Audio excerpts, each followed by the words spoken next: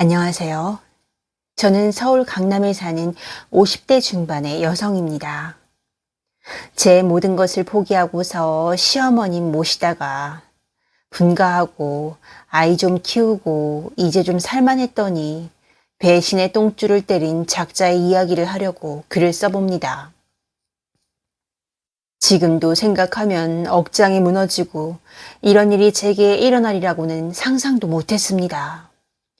저의 기가 막히고 통쾌한 사연을 끝까지 함께 들어주시길 바랍니다. 이야기 시작해보기로 할게요. 먼저 저의 소개를 하자면 저는 유복한 집안의 3남매 중에 첫째 딸로 태어났습니다. 밑으로는 남동생이 둘이 있었고 어릴 적부터 어려움 없이 자라왔어요. 부모님은 부유하셨지만 언제나 검소하셨습니다. 다른 이웃집들은 파출부나 가정부를 쓰는 경우가 많았지만 어머니는 그 큰 집을 매일 청소하셨고 정원도 직접 가꾸실 정도로 매우 부지런한 분이셨습니다. 요리는 얼마나 또 잘하셨는지 정말 현모양처 그 자체였어요. 아버지는 가난한 집안에서 자라 개천에서 용이 난 그런 케이스인데 부잣집 딸이었던 어머니를 만나 고생만 시키다가 저를 낳고는 모든 일이 잘 되셨다고 해요. 아버지 사주에 제가 태어나면서 모든 일이 술술 잘 풀리신다고 하셨대요. 참 용한 점쟁이라고 아버지는 늘 말씀하셨어요. 그래서 그런지 아버지는 첫째인 저에게 상당히 기대가 크셨습니다. 그리고 둘째와 막내 동생보다 딸인 저를 유난히도 더 이뻐하셨어요. 그리고 자상할 때는 엄청 자상하시지만 평소에는 가부장적이신 분이셨습니다. 본인이 명문대를 나오셔서 그런지 교육열도 상당히 높으셨어요. 우리 첫째 딸 성경이 네가 우리 집안의 대들보다 첫째가 잘 돼야 밑에 동생들도 줄줄이 잘 되는 법이야. 아빠 실망시키지 않게 열심히 공부하렴. 좋은 성적으로 성적표를 가지고 가는 날에는 우리 첫째 딸 장하다. 역시 너는 커서 큰 사람이 될 거야. 우리 딸 믿는다. 아버지는 제가 공부를 잘할수록 기대감도 커지셨고 집으로 오시는 과외 선생님도 붙여주셨습니다. 저는 어릴 적부터 과외 선생님이 늘 시간마다 오셨어요. 아버지는 모르셨죠. 제가 얼마나 공부하는 아버지 밑에서 자라면서 얼마나 스트레스를 받았는지요. 그래도 아버지의 바람에 실망시키지 않았고 아버지가 원하는 명문대 법대를 갔습니다. 그런데 아버지는 여자가 늦게 다니면 안 된다고 통금 시간을 줍니다. 대학교 생활 내내 8시 30분까지가 저의 통금 시간입니다. 그런데 웃긴 건 남자들인 제 동생들은 통금이 없다는 것입니다. 여자는 8시 30분이 통금이고 남자들은 없다는 게 이게 말이나 됩니까? 대학교 과 친구들은 저에게 별명을 지어줬습니다. 신데렐라라고요. 그래서 친구들은 시간이 되면 신데렐라 집에 갈 시간이다. 아빠한테 혼나지 말고. 어느 날은 과 친구들이랑 놀다가 30분 정도 늦게 들어왔어요. 아버지께서는 너 지금 몇 시인 줄 알아? 여자애가 세상 무서운 줄을 알아야지. 아빠, 내 나이가 몇인데요. 이제 성인이라고요. 친구들이랑 술도 못 마시고 난 왜 이러고 살아야 해요? 친구들은 MT도 간단 말이에요. 뭐라고? 학생이 하라는 공부는 안 하고 너는 사법고시도 봐야 하는데 뭐 술을 마시고 다녀? 그리고 여자애가 늦게까지 다니면은 얼마나 위험한지 알아? 여자랑 남자랑 같냐? 어서 종아리 걷지 못해? 엄마는 여보, 다 큰 딸을 그렇게 때리면 어떡해요? 그날 아버지에게 회초리로 종아리를 맞았고 종아리에 멍이 시퍼렇게 들어서 잘 입던 치마도 못 입을 정도였어요. 저는 정말이지 왜 이러고 살아야 하는지 아버지의 행동에 오히려 반감만 들었습니다. 그러던 어느 날이었습니다. 학교를 마치고 집으로 돌아와서 잠시 쉬고 있었는데 친한 과 친구에게서 연락이 왔어요. 성경아, 나 어디게? 어딘데, 장난치지 말고. 나 친구들 만나러 니네 동네 왔는데 밥 같이 먹을까? 그래, 어디야? 나갈게. 친구는 저희 동네로 친구들을 만나러 온 모양입니다. 알고 보니 과 친구의 한 친구도 저희 집과 머지않은 곳에서 살고 있더군요. 성경아, 여기. 어, 이 동네 와서 혹시나 해서 너 나올 수 있나 해서 불렀어. 그래, 잘했다. 안 그래도 집에 엄마도 없고 배고팠어. 밥 먹고 들어가. 너 8시 30분까지 통금이니까 시간 넉넉하다. 인사들 해. 여긴 과 친구 성경이고 얘는 내 초등학교 때 친구들. 여기는 미희랑 석현이야. 얘네들이랑 쭉 초등학교 때부터 고등학교 동창이다. 아주 징글징글하다. 안녕, 성경이? 이름도 이쁘다. 만나서 반가워. 난 K대학교 수학과고 얘 석현이는 우리 중에서 제일 공부 못해서 저 밑에 대학교 다녀. 야, 너 이리 와봐. 미인 앞에서 너 지금 창피하게 문 안 주냐? 새로운 친구들과 밥도 먹고 칵테일도 한잔하고 참 재미나게 시간을 보내다 보니 통금 시간입니다. 이건 기분 좀 내려고 했는데 벌써 들어갈 시간이네요. 성경아, 들어갈 시간이다. 얘들아, 인사들 나눠. 신데렐라 안 들어가면은 아빠한테 혼나. 와, 니네 아버지 대단하시다. 그래, 난 그러고 살아. 얘들아, 미인이 집에 가시는데 내가 잠시 모셔다 드리고 올게. 어라? 쟤 좀 봐. 웃긴다. 그래? 싸게 다녀와라잉. 그는 저를 집 앞까지 데려다 줍니다. 집이 코앞인데 뭘 데려다 줘. 나도 이 동네 잘 알아. 이사 온 지 2년 됐어. 그리고 나는 저기 길 건너 아파트에 살아. 정말? 동네 친구네. 아무튼 반갑다. 나는 네가 마음에 든다. 첫눈에 반했다. 우리 사귀자. 뭐야? 너 진짜 웃긴다. 집으로 들어가려는데 그가 뒤돌아서며 농담 아니야. 다시 보자. 하면서 뛰어갑니다. 뭐야? 참 재미있는 친구더라고요. 그 당시에는 지금처럼 핸드폰도 없었고 삐삐도 없던 시절이었답니다. 친구들은 집 전화를 주고받았던 시절이에요. 그렇게 학교를 다니다가 어느 날 과 친구가 부릅니다. 성경아, 너 내 친구 사귄다며? 무슨 소리야? 그런데 과 친구 뒤에 그 남자애가 서 있습니다. 제 친구를 보며 저에게 팔짱을 끼며 말하더군요. 우리 오늘부터 1일이야. 친구는 어머머, 쟤 좀 봐. 난 약속 있어서 간다. 둘이 잘 놀아. 야야, 그냥 가면 어떡해. 어떡하기는 나랑 놀면 되지. 학교 식당 가자. 내가 밥 사줄게. 학교 구경 좀 시켜줘봐. 저 뻔뻔하고 잘생긴 석현이란 아이는 갑자기 훅 들어오는 스타일이 이상하게 매력으로 다가오더군요. 학교 식당에서 밥을 먹고는 학교 구경을 시켜줬습니다. 봄이라 그런지 벚꽃이 휘날리고 있습니다. 우리 학교 벚꽃은 너무나도 이뻤어요. 벚꽃길을 그와 함께 걸으니 좋았습니다. 그리고 집으로 가는 길에 함께 버스를 타고 갔고 자리가 버스 뒷좌석 하나뿐이라 우리는 함께 앉았습니다. 버스를 타고 가면서 그가 워크맨을 꺼내더니 이어폰 한쪽을 저에게 껴주네요. 이어폰에서는 You Call It Love가 나옵니다. 라붐 주제곡이었어요. 너무나 좋았습니다. 심장이 두근거리기 시작했어요. 그런데 갑자기 버스가 급정차를 했습니다. 그는 제가 앞으로 굴러 떨어질까봐 옆에 봉을 잡고 제 허리를 감쌌습니다. 그렇게 우리는 말없이 노래를 들으며 쳐다봤습니다. 아직도 You Call It Love를 들으면 그날의 일들이 생각이 나곤 합니다. 우리의 젊은 시절이었죠. 그렇게 우리는 사랑을 시작하게 되었습니다. 순식간에 사랑에 빠졌어요. 같은 캠퍼스는 아니었지만 그가 우리 학교에 자주 놀러 왔고 집까지 같이 가는 일도 많아졌습니다.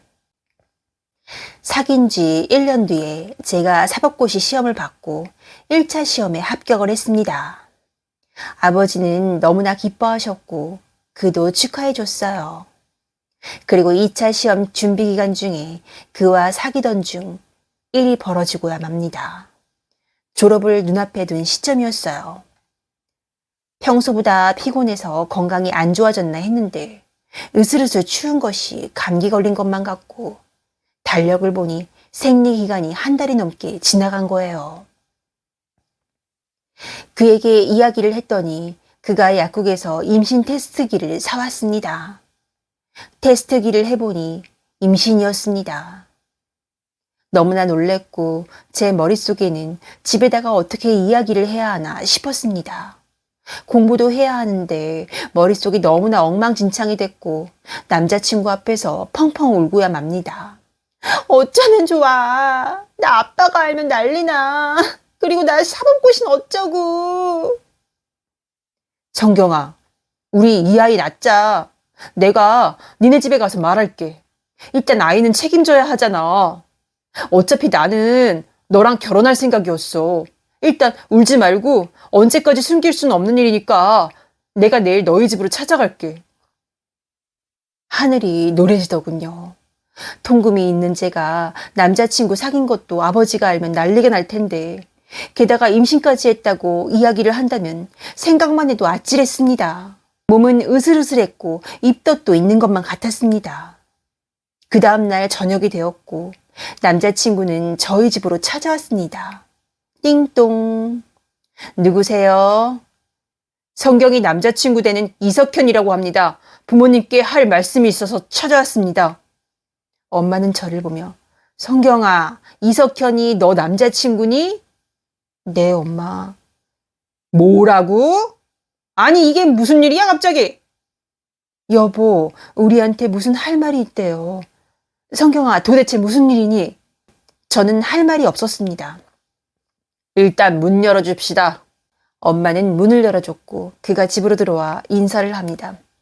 안녕하세요. 처음 뵙겠습니다. 성경이 남자친구 이석현이라고 합니다.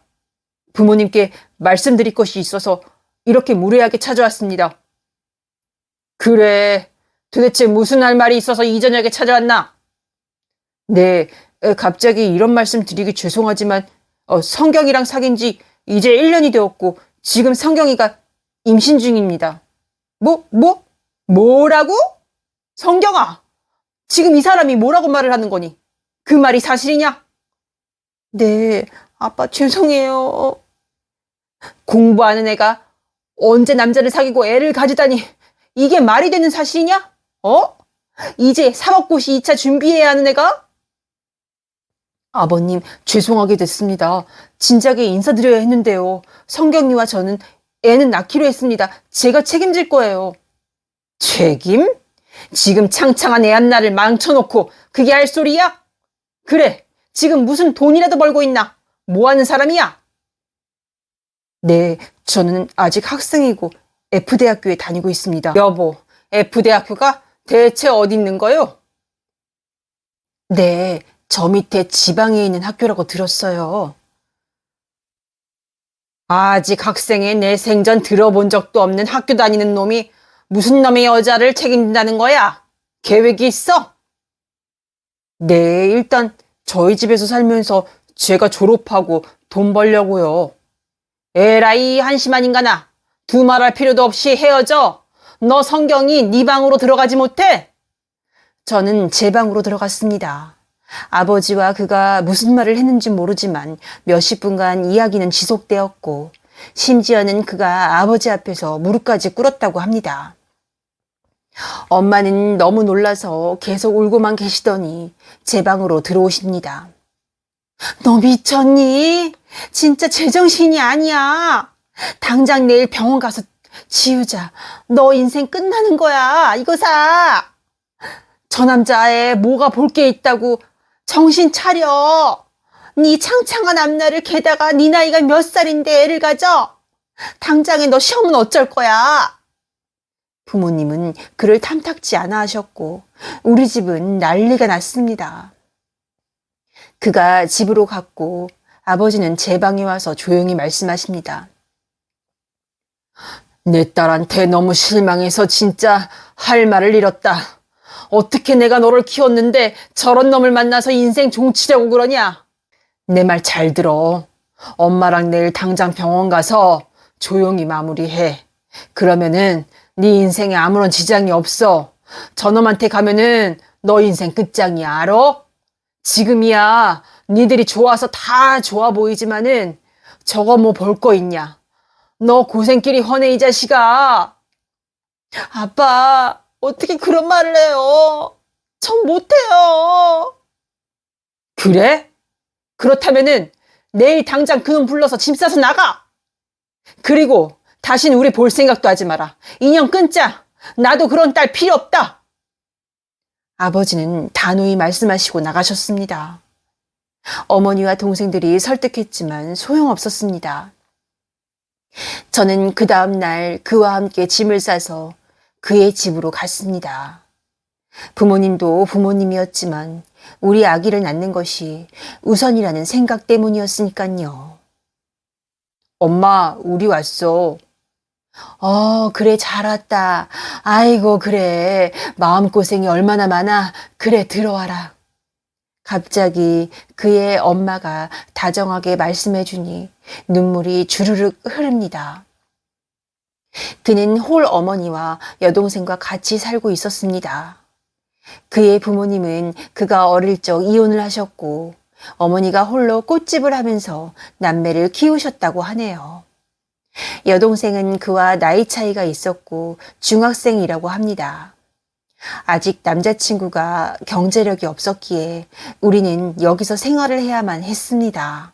우리는 4학년이었고 몇 개월 뒤 졸업을 했습니다. 졸업식 날 혹시나 엄마와 아빠가 오셨을까봐 두리번거렸는데 끝내 오지 않으셨습니다. 괜한 기대를 한 모양입니다. 남자친구를 소개시켜준 친구는 우는 저를 보고 성경아 미안해. 나 때문에 내가 석현이 소개시켜줘서 이게 무슨 일이야. 너 임신하고 집도 쫓겨났다며. 너 사법고시 준비는 돼가고 있는 거야? 어쩌면 좋아. 나도 모르겠다. 배는 불러오지. 입덧이 심해서 진짜 아무것도 못하겠어. 공부하려고 책상에 앉으면은 미식거려서 앉지도 못해. 어떡하니 성경아. 니들을 어떡하면 좋아. 내가 잘못했어. 잘못은 네가 무슨 잘못이야. 내가 좋아서 그런걸. 이게 다 내 운명인가 보다. 그나저나 니네 부모님도 참 독하시다. 연락도 없어? 응. 우리 아빠가 나 다시는 안 본대. 날이 갈수록 배는 불러오고 사법고시 2차 준비도 못하고 아이를 낳고 시험은 내년에 다시 보기로 했습니다. 그래서 그 다음에 시험을 봤냐고요? 시어머니는 장사하시고 아이 키우고 뭐 하다 보니 제 생활이 전혀 없었어요. 시험은 볼 수도 없었습니다. 아이를 낳고 우리는 결혼식도 못하고 딸아이를 호적에 올려야 했기에 혼인신고를 마쳤습니다. 너무나 이쁜 딸이었습니다. 그는 졸업을 하고 작은 회사에 취직을 했어요. 월급은 쥐꼬리만 했지만 그래도 어머님이 저희 생활에 많은 도움을 주셔서 그냥저냥 먹고 살았습니다. 아빠는 저에 대한 배신감이 너무나 크셔서 여전히 저를 안 보셨고 엄마와 동생들과는 가끔 연락을 했습니다. 어느 날은 머리를 질끈 매고 유모차를 끌고 동네 슈퍼에 살 것이 있어서 가고 있는데 누군가 저를 따라오는 것 같더군요. 뒤를 보니 전봇대 뒤로 숨습니다. 아버지 같았어요. 아빠! 횡급히 어디론가 가시더군요. 아버지는 그렇게 멀리서 저를 쳐다보셨나 봅니다. 어느 날은 둘째 동생이 찾아왔습니다. 누나, 우리 이사가. 뭐라고? 왜? 아빠 공장이 지방으로 이전해서 그리로 가신대. 누나랑 한 동네 사는 게 아빠가 마음이 안 좋으신가 봐. 그리고 이번에 막내랑 나는 미국으로 유학 갈 거야. 그래? 무슨 공부하려고? 나는 MIT 가서 공부할 거고 막내는 미국 가서 어학연수 하다가 사업 구상할 거래. 그래, 너희들은 잘 돼야 해. 내모까지 잘 되라. 누나 보니까 가슴이 찢어진다. 그리고 엄마가 이거 주래. 어릴 적부터 누나 시집갈 때 주려고 모아준 통장이래. 정말 힘들 때 쓰래. 그전에는 건들지 말랬어. 그래, 엄마한테도 고맙다고 전해드려. 아버지 건강하시라고 안부 전해줘. 그래, 누나. 우리 예쁜 조카도 많이 컸네. 삼촌이 꼭 성공해서 우리 조카 시집갈 때는 좋은 거 해준다. 누나 잘 지내? 애기 잘 키우고. 그래, 잘 다녀와. 내 동생 사랑한다. 엄마는 마음이 아파서 저를 보고는 이사를 못 갈 것 같다며 저를 안 보고 가셨습니다. 부모님이 이사 가던 날 아이를 업고 멀리서 엄마 아빠의 모습을 바라보며 하염없이 눈물을 흘렸습니다. 지금 제 모습이 후회스럽기도 했지만 그래도 저를 보며 웃는 우리 딸을 보니 제 딸을 낳은 것은 참 잘했다는 생각이 들었습니다. 아이는 무럭무럭 커갔고 시어머니는 장사하시느라 바쁘셨고 어린 중학생 아가씨 밥 차리고 집안일 하는 것은 저의 차지가 되었습니다. 그래도 중간중간 아가씨랑 남편이 아이를 봐주면 저는 가끔 친구들 만나러 가는 게 유일한 낙이었어요. 친구들은 회사를 다니고 멋진 커리어 우먼들이 되어 있었고 저는 아이를 키우는 젊은 아줌마가 되어 있었습니다. 남편이 다니던 회사가 어렵게 되었고 남편은 실직을 하게 되었습니다. 그나마 꼬박꼬박 받아오던 월급이 없으니 저희들 생활이 힘들어지더군요. 남편은 자기가 아이디어가 너무나 많은데 사업 자금이 없다면서 궁시렁대기 시작했어요. 그 말을 듣고 너무나 마음이 아팠습니다. 그런데 갑자기 엄마가 힘들 때 요긴하게 쓰라던 통장이 생각났어요.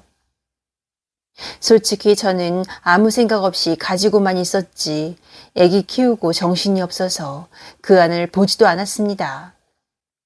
장롱에 고이 모셔놓은 엄마가 준 통장을 꺼내봅니다. 생각보다 상당히 많은 액수였습니다. 이 돈이면 남편의 사업 자금에 큰 도움이 될 거란 생각을 했습니다. 남편은 엄마가 준 통장으로 사업 미천을 삼아 사업을 시작했습니다. 남편의 제품은 사람들의 입소문을 타서 유명한 제품이 되었고 홈쇼핑에 올리면 몇 분 만에 팔리는 히트 상품이 되었습니다. 다 엄마 덕이었어요. 그리고 저희는 돈을 모아 집을 얻어 드디어 분가를 하게 됩니다.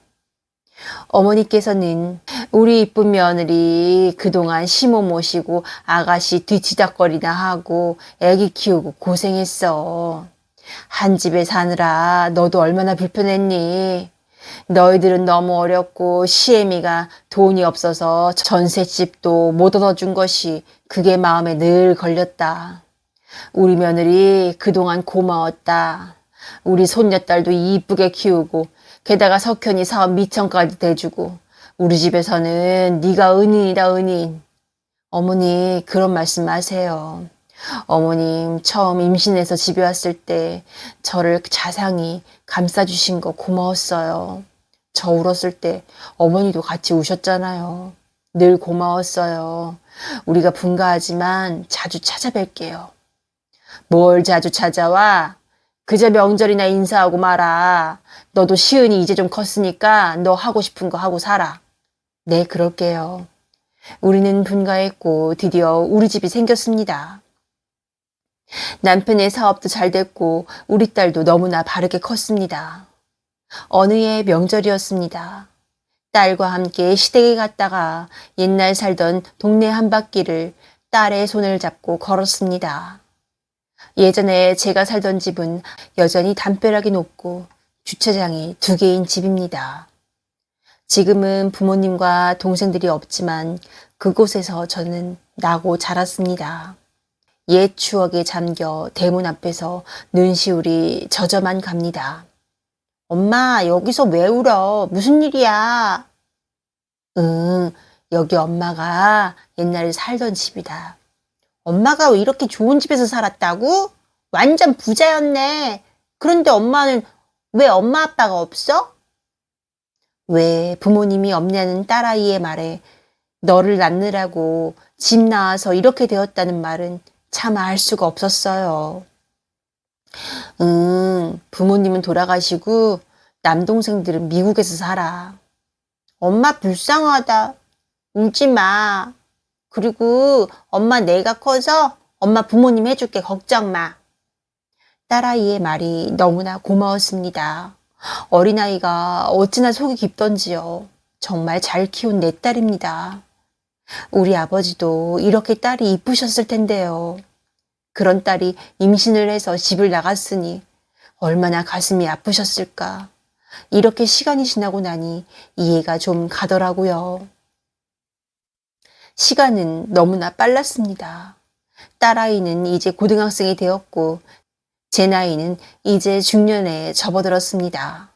오랜만에 동창들을 만났습니다. 성경아, 오랜만이다. 그래, 진짜 오랜만이다. 애는 지금 몇 학년이지? 고등학교 3학년 됐어. 정말?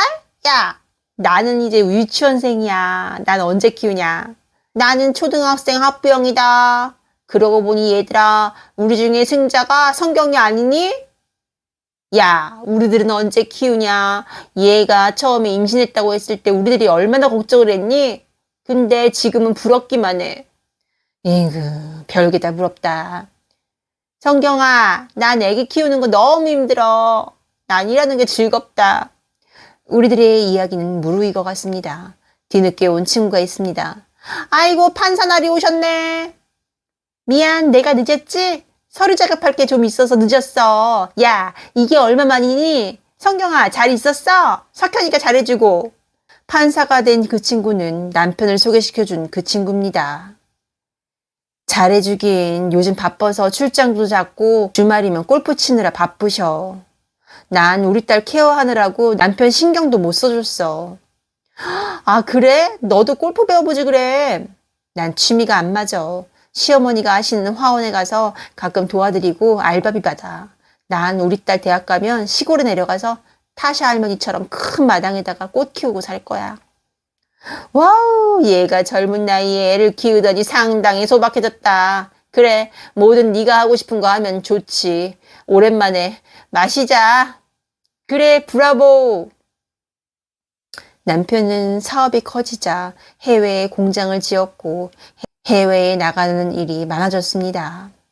해외에 갈 때마다 그리고 골프는 기본이었고요. 딸아이가 학교에 가면 저는 아침마다 수영을 하고 일주일에 두세 번은 어머님 가게에 가서 아르바이트를 했습니다. 어머니는 안 주셔도 되는데 갈 때마다 아르바이트비를 챙겨주십니다. 어머니, 저 알바비 안 주셔도 되는데 매번 주세요. 공은 공이고 사는 사지. 그리고 우리 손녀딸 맛있는 거 사줘라. 네, 어머니 감사해요. 어머님은 남편보다 더 좋았습니다. 어느 날이었습니다. 남편이 술이 떡이 돼서 들어온 날이었어요. 세상에 술을 얼마나 먹고 들어온 건지 인사불성이 되었습니다. 여보, 어여 씻고 자. 흔들어 깨워도 이 사람이 정신을 못 차립니다. 옆에 있던 딸아이는 아빠 술 냄새 으악! 하면서 자기 방으로 들어갑니다. 남편의 외투를 벗기고 있는데 남편에게 전화가 옵니다. 딸아이 공부하는데 방해라도 될까봐 전화기를 끄려는데 잘못 눌러서 전화가 스피커폰으로 받아졌어요. M그룹이라고 써있더군요. 그런데 들리는 목소리가 젊은 아가씨입니다. 오빠, 우리 언제까지 사는 거야? 오빠 그리고 오늘 사준 리비통 신상 너무 고마워. 딱 내 스타일이야. 다음 주 베트남으로 골프 가는 거 맞지?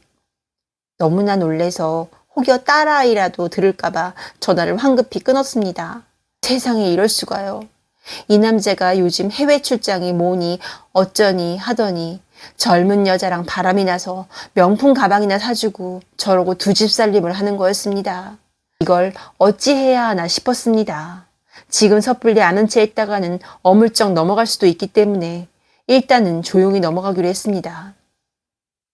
그렇게 어린 시절 믿고 제 모든 것을 포기하고 아이를 낳고 이 사람과 어머니 아가씨에게 헌신하며 살았는데 애 키우고 나니 남편은 젊은 여자와 바람이 났습니다.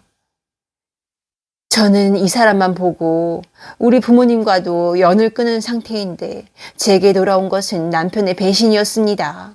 게다가 남편의 사업 자금은 우리 엄마가 저보고 요긴하게 쓰라고 준 통장이어서 더 화가 났습니다. 엄마가 준 돈으로 사업 미천을 써서 제가 내조를 해서 이렇게 성공하고 부를 거머쥐었는데 이제 아이도 키우고 살만하니까는 저에게 이렇게 배신의 똥줄을 때렸습니다. 여자가 하는 말을 들으니 이게 보통 사이가 아닌 것 같았습니다.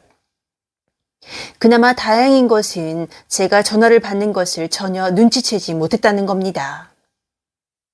어느 날 그는 지방의 업체 사람들과 2박 3일 골프 여행을 간다고 하더군요. 저는 잘 다녀오라고 하고는 남편의 뒤를 밟았습니다. 어떤 오피스텔 앞에서 여자가 짐을 가지고 남편을 기다리고 있더군요. 겉으로 보이는 나이는 20대 중반 같아 보입니다. 제가 처음 남편을 만났던 나이네요. 참 어이가 없더군요. 여자 짐을 트렁크에 싣더니 여자는 남편과 진하게 포옹을 하더니 볼에 뽀뽀를 해댑니다. 자기야 보고 싶었어. 난 우리 자기 보는 게 유일한 낙이야. 어제 잠도 설쳤잖아. 자기랑 여행 갈 생각하니까. 오빠, 나 오늘 오빠가 사준 속옷 입었다? 정말? 당장 보고 싶은데. 제 눈으로, 제 귀로 이 현장을 보고 들으니 완전히 현실화가 되면서 정신이 번쩍 들더라고요. 그 뒤를 밟을 필요도 없었습니다. 얼마나 여지껏 저를 속였는지 모를 일이었습니다. 이 배신감에 온몸을 부들부들 떨었고 차 안에서 저도 모르게 고함을 지르고 울었습니다. 한 달 뒤 딸아이 수능을 앞두고 있었기에 저는 우리 딸아이 혹여 시험이라도 망칠까봐 속으로만 끙끙대고 있었습니다. 일단 우리 딸아이 시험은 봐야 하니까요. 하루하루가 지옥 같았습니다. 마음 같아서는 다 엎어버리고 싶었습니다. 이 배신감을 어떻게 풀어야 할까요? 수능 날이 다가왔고 딸아이의 수능은 무사히 마쳤습니다. 수시로 갈 수도 있었지만 딸아이는 수능을 보고 싶어 했어요. 그리고 자신이 원하는 대학의 과로 당당히 합격했습니다. 그것도 제가 나온 대학의 법대입니다. 엄마가 못다한 꿈을 이루겠다고 하네요. 제 딸아이였습니다. 이제 이 남자를 손봐줘야 되는 시간이 다가왔습니다. 오랜만에 남동생에게서 전화가 왔습니다. 남동생이 아버지가 건강이 안 좋아지셨다고 하네요. 이번에 건강검진을 했는데 암이라고 하세요. 저는 그 소리를 듣고 눈물이 났습니다. 아버지가 너무나 보고 싶었습니다. 마음이 아파집니다. 남편은 젊은 여자랑 바람이 나고 아빠가 그렇게나 반대하셨는데 너무나 죄송했습니다. 그렇지만 우리 딸아이를 생각하면 다시 과거로 간다 해도 저는 아마 그렇게 했을 겁니다. 그렇지 않았으면 우리 딸아이는 없었을 테니까요. 눈에 넣어도 안 아픈 딸아이입니다. 대학생이 된 딸아이와 부모님이 살고 계신 곳으로 용기 내서 가보았습니다. 엄마, 어디 가는 거야? 왜 이렇게 서둘러? 엄마네 아빠, 엄마, 그리고 동생들 보러 가는 거야. 엄마, 부모님이 돌아가셨다면서. 말하자면 길어. 이제는 네가 컸으니까 다 말할 수 있지만 일단은 할아버지가 아프시대. 가서 인사드리자. 그래, 엄마 천천히 얘기해. 운전을 하면서 가슴이 터질 것만 같고 눈물이 아버지 엄마를 볼 생각하니 하염없이 흘렀습니다. 우리 딸은 묻지도 않고 엄마의 눈물을 옆에서 닦아줍니다. 엄마, 이럴 줄 알았으면은 나 운전면허 딸 걸 그랬다. 내가 빨리 따야겠어. 그렇게 울어서 운전이 돼? 그만 울고 이따 부모님 보면은 그때 울어. 엄마 뚝해. 속이 깊은 내 딸입니다. 강원도 시골의 별장에 도착했습니다. 아버지는 흙집과 벽돌집, 오두막집 집을 3개나 지어 놓으셨어요. 넓은 마당에 연못도 있더군요. 제가 꿈꾸던 집을 아버지는 만들어 놓으셨어요. 남동생들이 왔습니다. 누나, 어서 와. 동생들과는 매년 그래도 봐왔기 때문에 익숙했습니다. 누나, 이 집들 왜 이렇게 아버지가 크게 지었는 줄 알아? 누나, 손주들 놀러 오면은 있을 곳이 필요하다고 지으신 거야. 그리고 저기 보이는 오두막집 있지? 그거 우리 조카를 생각하면서 지으신 집이랬어. 옆에 있던 딸아이는 삼촌 저요? 그래, 우리 이쁜 조카 저 집은 들어가지도 못하게 하셔. 아버지가 계신 흙집으로 들어갔습니다. 아빠, 이게 누구야, 우리 첫째 아니냐? 할아버지께 인사드려. 할아버지 안녕하세요. 저는 할아버지가 안 계신 줄 알았어요. S대학교 법학과 1학년 다니는 이시은입니다. 엄마랑 똑 닮았네. 그래, 거기다가 성경이 나온 대학이 그거라고? 네, 할아버지. 저는 엄마가 저를 갖고 꿈을 저버리셨다고 해서 제가 그 꿈 대신 이뤄드리려고 법대로 지망했어요. 그렇구나. 딸은 참 야무지게도 잘 키웠구나. 엄마랑 틀리다. 아빠, 제가 불효를 해서 너무나 죄송해요. 너무 보고 싶었어요, 아빠. 건강은 어떠세요? 그나마 암 말기가 아니라서 다행이지. 대한민국 의료가 얼마나 발달했는지 앞으로 10년은 의사가 거뜬 없다더라. 그리고 이제사 불효 저지른 건 알기는 하고 너 사는 거는 동생들 통해서 듣고 있었어. 시은이 애비가 우리 쪽 일을 한다고 들었다. 그래, 사업은 잘 되고. 이런저런 사는 이야기를 하다가 딸아이와 동생네 아이들은 아버지가 지으신 집들을 구경한다고 나갔습니다.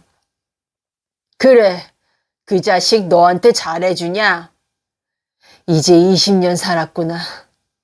내 딸을 그렇게 어이없게 뺏어가서는 그 창창한 앞길을 다 망쳐놔서 애비가 얼마나 속상했는 줄 아냐? 아빠 죄송해요. 안 그래도 이번에 너무 속상한 일이 있었어요. 제가 행복하게 잘 살아야 하는데 그러지 못해서 죄송해요. 누나, 그게 무슨 소리야? 저는 그동안의 일들을 죄다 이야기하고 딸아이 수능일까지 이를 갈고 참은 이야기들을 했습니다. 뭐라고? 이놈이 어디 내 딸을 데려가서 임신시켜가지고 사법고시도 못 보게 하고 부모연 다 끊게 하더니 잘 살지 않고 게다가 엄마가 준 돈으로 사업 벌려가지고 돈 좀 버니까는 젊은 여자랑 바람이 났다고? 이것들을 가만두면 안 되겠어. 성경아, 애비가 참교육이 뭔지 그 자식한테 해줘도 되겠니? 네, 아빠. 이제는 아빠 하라는 대로 할게요.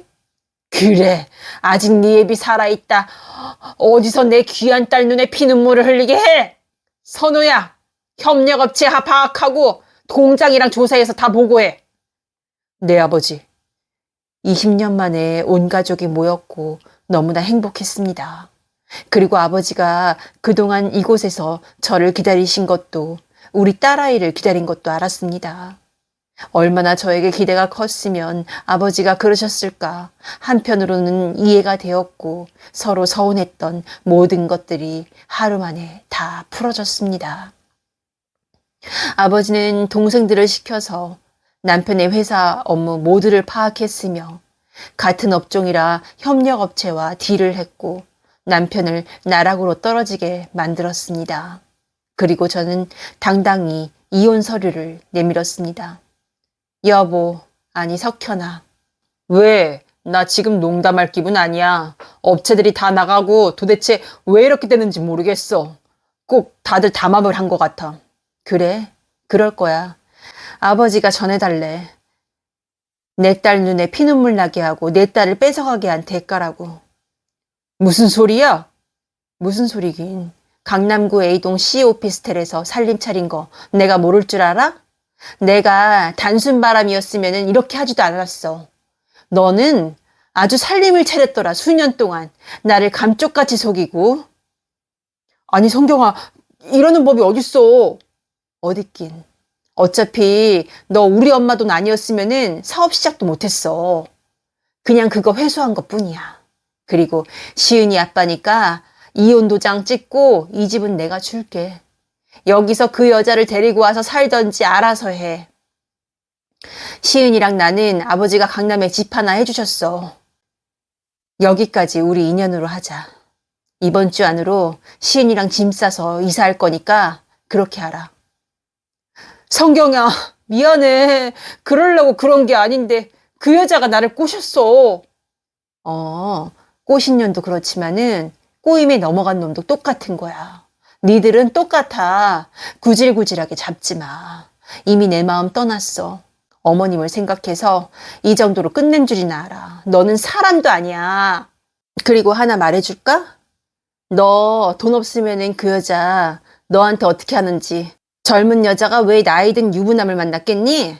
뻔한 거 아니니? 나는 너를 믿고 우리 아이 지키고자 내 부모님도 버렸었어. 그런 내게 네가 준 게 이런 배신이었니? 사랑?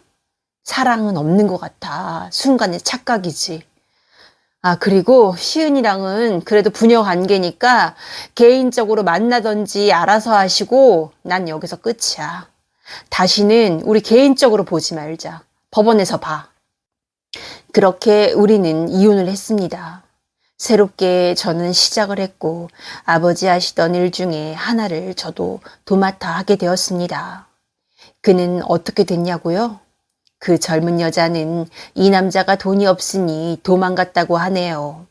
오피스텔은 알고 보니 그가 그녀에게 사준 거였더라고요. 그녀는 오피스텔도 팔고 연락도 없다고 합니다. 인과응보라고 참 속이 후련했습니다. 5년이 지난 후 아버지는 제 딸 시은이에게 말합니다. 시은아, 네 애비 요즘 어떻게 사니? 할아버지, 아빠는 기존 회사 접고 집을 팔고 월세 살면서 그 자본으로 작은 납품회사를 차리셨어요. 벌이는 예전에 비하면 세 발의 피지만 아버지는 반성하고 하루하루 성실히 사신다고 했어요. 아버지는 한참을 생각하신 후에 그래, 내 딸을 생각하면은 그 자식을 아주 알거지로 만드는 거였지만 그래도 시은이 네 애비니 애비가 힘들게 살면은 내 손녀딸이 얼마나 마음 아플지 안다. 우리 회사에 납품하라고 해. 그냥저냥 예전처럼은 아니지만은 먹고는 살게 될 거다. 삼촌한테서 연락 갈 거라고 네 애비한테 전해라. 엄마는 말합니다. 당신이 웬일이에요? 참 오래 살고 볼 일이네요. 내 손녀딸이 너무나 사랑스러워. 시은이 애비 아닌가. 내 딸을 저리 만들었어도 다 우리 이쁜 손녀 덕이지.